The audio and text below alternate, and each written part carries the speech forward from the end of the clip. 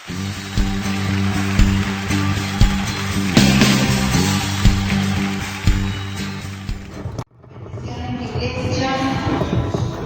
una de las cosas que se me ocurría cuando venía acá hacia Alicia hasta el púlpito, decía, hay que pedirle perdón a los aire acondicionados, ¿o no? Porque pensamos que se había apagado la luz por el aire y yo realmente gracias al Señor y también al principio no nos funcionaba el proyector. El aire tiene la culpa, los padres. ¿Cómo somos muchas veces anticipados a juzgar? Así que bueno, damos gracias al Señor porque Él nos permite estar en este tiempo en su casa. Y hemos terminado 40 días de ayuno y oración. Realmente, bueno, sé que muchos hermanos pudieron completar el libro y otros seguramente no, pero todavía tenemos realmente un tiempo. Me encantó desde el inicio hasta el final y mi plan es volver a leerlo de atrás para adelante, porque bueno, lo que fue el tema de lo que es el avivamiento fue y tomó mucho lo que es la unidad de la iglesia, la unidad del cuerpo. Por eso mismo, esta breve reflexión, quería empezar con la historia de un ciego y un paralítico. Y dice que había en una pequeña aldea, en medio de los árboles. Ustedes se van haciendo una idea, pueden ir imaginando una pequeña aldea, en medio de los árboles. Dice que al pie de una montaña. Vayan imaginándose el lugar. Allí vivía un hombre paralítico de sus pies, que apenas se movía, arrastrado sobre el suelo. En ese tiempo quizás ni había sillas de rueda. Ese hombre apenas se podía mover, arrastrado sobre el suelo. Dice que enfrente de su choza vivía un hombre ciego. Aparte de ser ciego, era testarudo. Ambos se habían enemistado por alguna razón desconocida. Lo cierto que todos los días estas personas, el ciego y el paralítico, encontraban una excusa para discutir acaloradamente. En más de una ocasión, ¿qué se hicieron estas personas? Se desearon la muerte. Los vecinos mismos, estaban ahí y se deseaban la muerte. ¿Cuándo te vas a morir? Le decía uno y decía el otro, o pensaban. Un día dice que en esa aldea hubo un incendio en el bosque y el fuego comenzó a devorar las chozas de aquella aldea. La gente salió huyendo del lugar, pero nadie ayudó al hombre que era ciego y nadie ayudó al hombre que era paralítico. Aquellos hombres gritaban pidiendo auxilio. El ciego daba vueltas en su patio intentando escapar, pero no lograba discernir el camino que debía tomar. El paralítico, en cambio, miraba que aún quedaba un espacio en medio del bosque donde huir, pero era escabroso y sabía que no iba a poder arrastrarse tan rápido para salvarse. No tardaron mucho en darse cuenta que la única forma de salvarse era uniendo esfuerzos, el uno con el otro. Y en medio de la desesperación, el paralítico le ofreció ayuda al ciego para guiarlo en el camino, a cambio de que lo cargara en su espalda y lo llevara con él. ¿Se puede notar esa imagen? De que el ciego cargando al paralítico, y ahí pudieron salvarse. En esta historia podemos ver, observar una triste realidad de la desunión y la rivalidad que puede haber entre las personas, pero podemos ver un final feliz. ¿Y qué me llevó esta historia? A investigar en la palabra del Señor el trato que tenía Jesús con las personas ciegas y las personas con parálisis. Y podemos buscar en sus Biblias en Juan 5, el texto de Juan 5. Vamos a buscarlo en la palabra del Señor. Juan, no primero de Juan. El Evangelio según San Juan.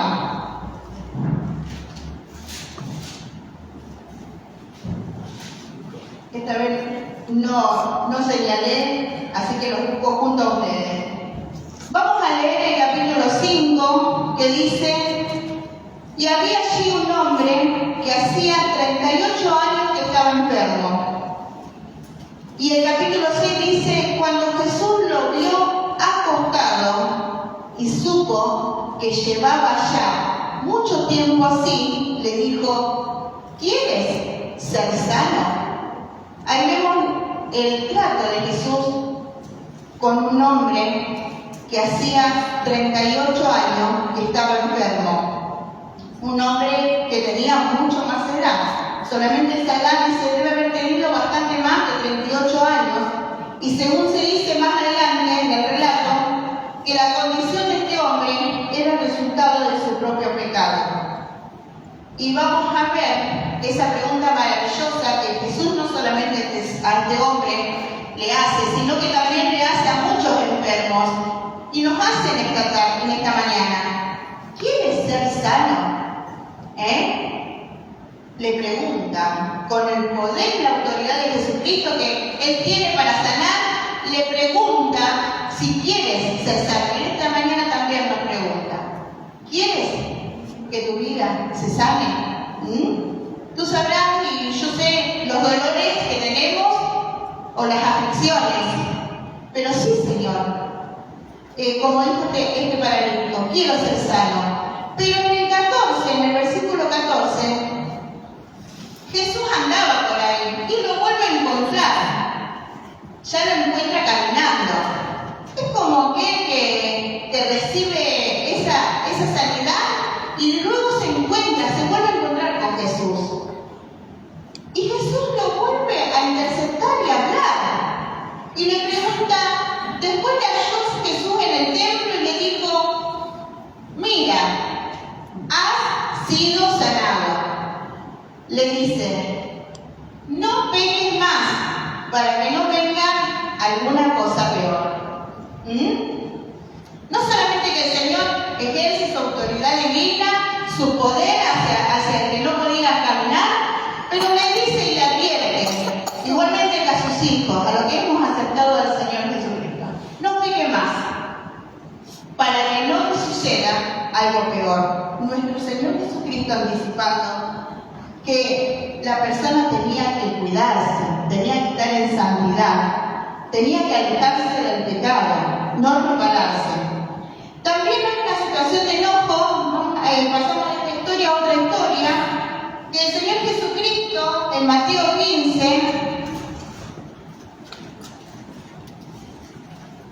15, versículo 14, el Señor Jesucristo tenía muchos problemas con los fariseos.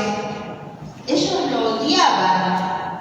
Entonces Jesús, en un momento de enojo, les dijo: dejadlo, son ciegos, guías de ciegos, y si el ciego guiare al ciego, ambos caerán en el hoyo. Ahí nombra también a los ciegos. Dice: si el ciego guía al ciego. En esta primera historia, el Señor hablaba de que el paralítico, al poseer esa visión, podía ayudarle al ciego. Pero un ciego no puede guiar a otro ciego. ¿Y de qué estamos hablando? De los ciegos espirituales. En esta mañana también el Señor nos quiere decir: si estamos ciegos espiritualmente, no podemos guiar a otro ciego. Tenemos que buscar del Señor. Que el Señor nos alumbre los ojos de nuestro entendimiento. También vamos a ver algo interesante en Lucas 14:13.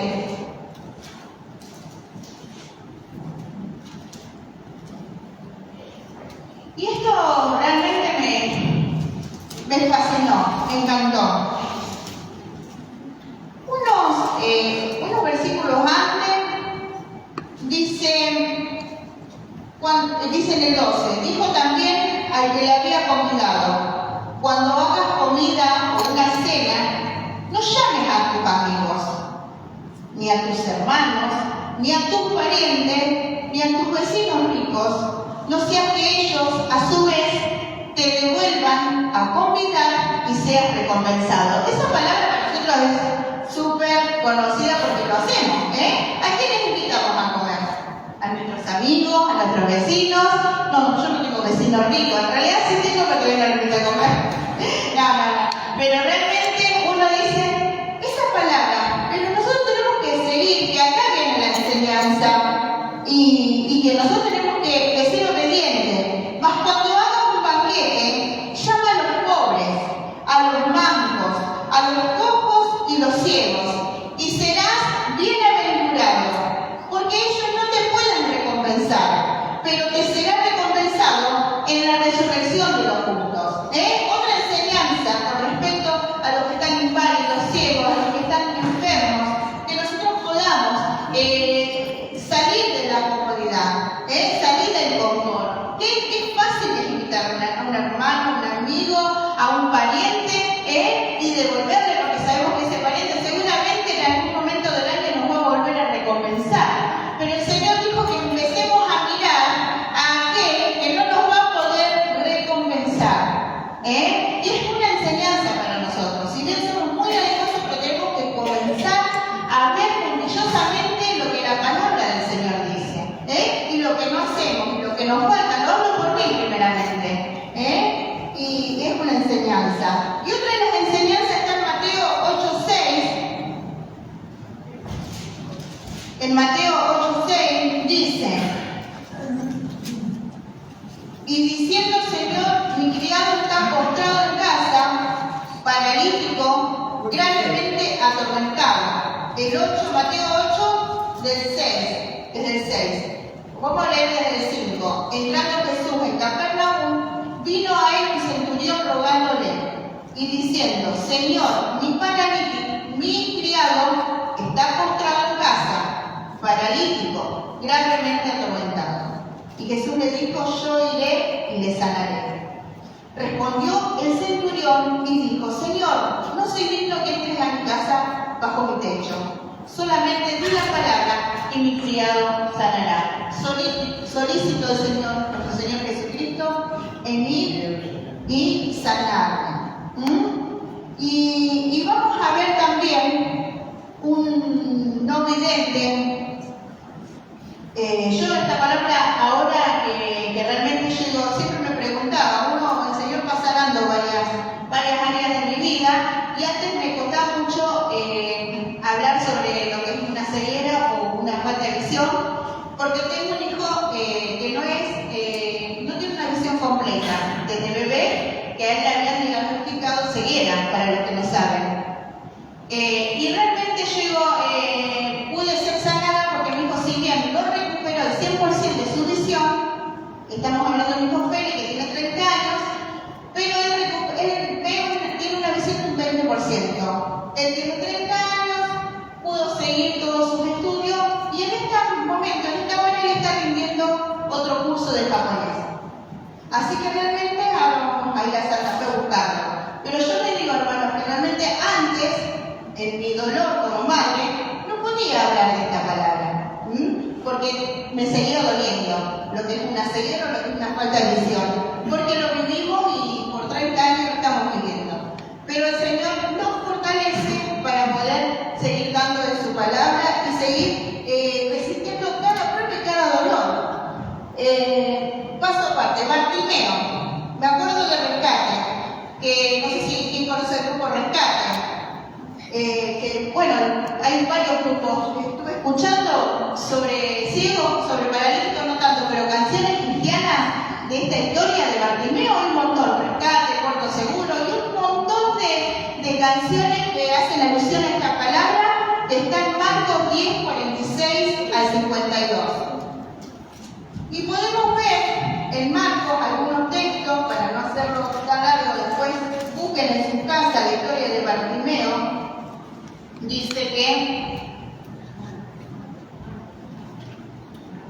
10:46, Marcos 10:46, entonces vinieron a Jericó, y al salir de Jericó y sus discípulos, una gran multitud. Bartimeo el ciego, hijo de Timeo, estaba sentado junto al camino mendigando. Comenzó a dar voces al decir: Jesús, hijo de David, ten misericordia de mí. Él no veía, pero percibía que el maestro estaba pasando y que él tenía algo muy importante para su vida. Y muchos le reprendían para que callasen, pero él clamaba mucho más: Hijo de David, ten misericordia de mí. Entonces Jesús, deteniéndose, mandó a llamarle, y llamaron al ciego, diciéndole: ten confianza, levántate, te llama el Maestro, Jesucristo te está llamando. Él entonces, arrojando su capa, se levantó y vino a Jesús. Respondiendo Jesús le dijo: ¿qué quieres que te haga? Y el ciego le dijo: Maestro, que recobre la vista. Y Jesús le dijo: vete, tu fe te ha salvado. Y enseguida recobró la vista y seguía a Jesús en el camino. ¿Qué es lo que hace nuestro Señor Jesucristo? Hace que nosotros podamos levantarnos y seguir en el camino hasta que Él venga. ¿Qué es lo que está haciendo el Señor Jesucristo? Puede hacer un milagro en nuestras vidas. Pero siempre te pregunta, aquellos que están dormidos en la congregación, quiere hacer un milagro en tu vida. Pero el Señor siempre te pregunta: ¿quieres? ¿Quieres? ¿Deseas? Él no lo va a hacer a la fuerza, teniendo todo el poder y la autoridad. Él te pide permiso. Algo que Cristina siempre nos traía, el tema de los permisos que no entendían. El Señor Jesucristo te pregunta: ¿quieres que hagas el milagro? Por eso, me gustaba esto: deja que te toque Jesús, decía el estribillo, y no resistas. Muchas veces resistimos que nos toque nuestro Señor Jesucristo. Dice que dejemos que nos toque su amor, y muchas veces lo seguimos resistiendo. Y uno de los últimos ejemplos es el apóstol Pablo. El apóstol Pablo, yendo en el camino, se encontró con Jesucristo. Dice que repentinamente le rodeó una luz, un resplandor de luz del cielo, y cayendo en tierra, oyó una voz que le decía: Saulo, Saulo, ¿por qué me persigues? Y resulta que de esta historia, Pablo, el apóstol Pablo, queda ciego por 3 días. No tiene visión por 3 días. El Señor lo permitió para que él buscara de él. Y dice que entonces Saulo se levantó de tierra y, abriendo los ojos, no veía a nadie. Así que, llevándole de la mano, le metieron a Damasco, donde estuvo 3 días sin ver, y también no comió ni bebió. Y vemos cómo termina esta historia de Pablo. Vamos a seguir el relato de acá, que veo mejor. Había en Damasco cierto discípulo llamado Ananías, y el Señor le dijo en una visión: Ananías, y él le dijo: heme aquí, Señor. Y el Señor le dijo: levántate y ve a la calle que se llama Derecha, y pregunta a la casa de Judas por un hombre de Tarso llamado Saulo, porque he aquí está orando. Y ha visto en una visión a un hombre llamado Ananías, que entra y pone las manos sobre él para que recobre la visión. Pero Ananías respondió: Señor, he oído mucho acerca de este hombre, cuánto mal ha hecho acusando de Jerusalén. Y aquí tiene autoridad de los principales sacerdotes para prender a todos los que invocaban tu nombre. En ese momento Pablo era un peligro latente para los cristianos. Pero el Señor le dijo: ve, porque él me es un instrumento escogido para llevar mi nombre en presencia de los gentiles y de los reyes de los hijos de Israel. Pablo era un instrumento escogido para llevar el nombre. Pero ese tal Ananías tenía que ir a predicarle, tenía que ir a confrontarlo con la palabra del Señor. Pero yo le mostré cuánto debe padecer en mi nombre. Y el versículo 17 dice que Ananías fue y entró a la casa, y después de poner las manos sobre él, dijo: hermano Saulo, el Señor Jesús, que se te apareció en el camino por donde venías, me ha enviado para que recobre la vista y sea lleno de la presencia del Espíritu Santo. Vemos cómo el Señor Jesús está en todo momento. Ahí cuando fue Pablo, recobró la vista, se levantó, fue bautizado, y no solamente que fue bautizado, sino que habiendo tomado alimento recobró fuerzas y estuvo Saulo por algunos días con los discípulos que estaban en Damasco. Y enseguida Pablo predicaba a Cristo en las sinagogas diciendo: este era el Hijo de Dios. Por eso hablamos de la visión espiritual. Por eso hablamos de la necesidad de recobrar esa visión espiritual. Y por último, también tenemos a Lucas 9:33. Y esta persona se llamaba Eneas, que hacía 8 años que estaba en cama, pues era paralítico. Y le dijo Pedro a Eneas: Jesucristo te sana. Jesucristo en todo momento y en todo lugar. Jesucristo te sana. Levántate y haz tu cama. Y enseguida se levantó Eneas y le dieron todos los que habitaban en ese lugar. Y todos los que lo vieron, todos los que Pedro, a través de la presencia del Espíritu Santo, del Señor Jesucristo, todos escucharon y se convirtieron al Señor. Por eso mismo, esta palabra que hoy les traje, hermanos, es el tema del avivamiento. ¿Cómo comienza? Comienza desde una relación personal con nuestro Señor Jesucristo. De una lectura consciente de la palabra del Señor, de lo que Él está haciendo en nuestra vida, lo que Él hizo.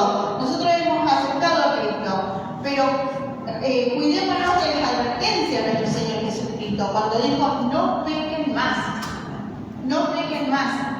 Vamos a ponernos firmes, vamos a realmente a vivir para Cristo. Así que el Señor nos dice, y una de las formas de pecar es estar en enemistad, como estaban el ciego y el paralítico. Dice que después, volviendo a la primera historia, aquellos hombres comprendieron que su enemistad era inútil y perjudicial. Ellos dos se disculparon y llegaron a ser los mejores amigos, el ciego y el paralítico. Por eso nuestro Señor Jesucristo nos dice en este día: vivan en armonía, los unos a los otros, no seamos arrogantes, sino háganse solidarios con los humildes, no se crean los únicos que saben. Eso está en Romanos 12:16. Y como cristianos debemos procurar estar en paz con todos.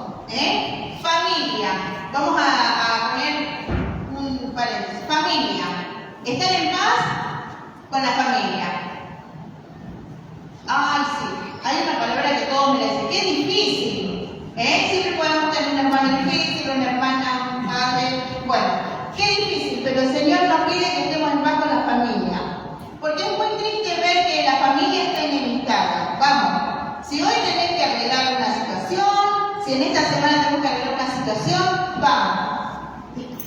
Oremos primeramente y pidámosle al Señor cuando sea el momento, pero tratemos de estar en paz con todo. Dice que tenemos que también estar en paz con los hermanos de la iglesia, con los creyentes. Así que, ¿por qué? Porque tenemos que hacer la familia unida. Una familia unida. O sea, una familia unida no es una familia donde los creyentes vienen una vez cada 2 meses. En realidad, si queremos ser unidos, tenemos que venir constantemente. Si un domingo no pueden venir por algún motivo, bueno, pero si no venís por 2 o 3 meses o cada, no sé, venís cada 3 semanas, nunca nos vamos a unir. En realidad la familia se va a hacer unida cuando nos encontramos seguido. No sé quiénes eran los de la tele en nuestro tiempo que decía la familia unida. No es mejor como la familia unida. Ahí está, no es mejor como la familia unida. Y también hay que buscar la paz con los vecinos y el Señor incluso nos enseñó algo que no le suena, pero muchas veces no lo hacemos: amar a nuestros enemigos. Nosotros en el campo tenemos una persona que en realidad fue bastante cruel y violenta con nosotros, y bueno, sabemos que es una persona narcotraficante que en este tiempo está en la cárcel. No hay sentimiento de odio, pero sí tenemos que, al contrario, amar a ese narcotraficante para que Dios pueda encontrarse con él, para que él pueda encontrarse con el Señor. Así que miren, si les digo que tenemos que amar a nuestros enemigos, porque todos somos hijos de un Padre Celestial y somos miembros de una gran familia. Así que, hermanos, yo tengo una experiencia preciosa, porque si bien mamá está en la presencia del Señor, pero me ha dejado un montón de cosas muy lindas. Y una de las cosas que mamá me ha dejado es que tengo paciencia en medio de la dificultad. Tener una suegra que tenías que tener mucha paciencia para convivir con esa suegra. Tenía un marido que no fue fácil. Y después quizás no fue una persona que odiaba ni nada por el estilo, al contrario, cuidó a la suegra hasta el último momento, cuidó al marido hasta el último momento, también era muy dadivosa, ella, como siempre decimos, ella aceptó a Cristo cuando yo me caso con Feli, cuando nos casamos, porque entraba en depresión, pero es lo mejor que le pasó, conocer a Cristo. Dios hizo una obra tremenda en mi mamá, en nuestras vidas. Yo realmente el Señor nos falla 100% garantía. Por eso, lo último que les voy a decir, aquellos que están desanimados, que viven como con dudas por la fe, yo digo que puedan crecer en el Señor, que puedan fortalecerse, que cambien la cara de amargura, que puedan levantarse, que puedan proyectar. El Señor tiene algo precioso para sus vidas. El Señor tiene lo mejor, porque en Él está todo. En Él está la sanidad, el poder. Él tiene autoridad en nuestras vidas. Él tiene todo. Los problemas realmente son difíciles para nosotros que estamos acá, pero tenemos que sobresalir y tenemos que subir el nivel, porque Él está en nuestro lado. Así que les animo, hermanos, a que podamos proyectarnos. Ahora ya se termina el año, pero ya arranquemos con Jesús al 100%. Realmente que podamos dejar entrar a nuestro Señor Jesucristo totalmente a nuestras vidas, a todas nuestras áreas, a nuestros dolores, a nuestras amarguras. Él quiere hacer lo mejor, Él puede hacer la obra, pero dejémosles, como le dijo a ese paralítico, dejar de pecar. El pecado, el orgullo, todo lo que cada uno lleva, dejen, hermanos, mueran ustedes, puedan que Cristo realmente sea el que viva y el que reine en sus corazones. Les animo, hermanos, a cambiar la